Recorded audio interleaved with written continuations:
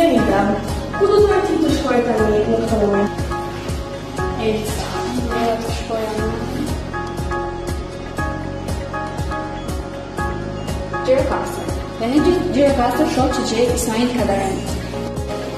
Dhe këtë projekt, kjo hartë interaktive paraqet vendopjet dhe historitë e shkrimtarëve të shuar shqiptar të gjatë historisë. Çdo shënues të hartë përfaqëson një vendopje të rëndësishme të një shkrimtari dhe të notifikuar mbi të zbulohen më shumë informacione rreth jetës dhe veprës së tij.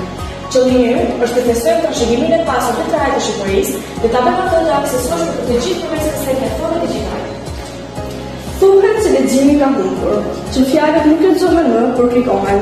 Dhe nuk martoheni me këtë. Mendojmë që leximi nuk ka humbur, thjesht ka ndryshuar formë.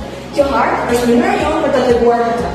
Letërsia mund të jetojë edhe në klikë, në një ekran, në një zë që në thejnë autor, në një pikë që të çon në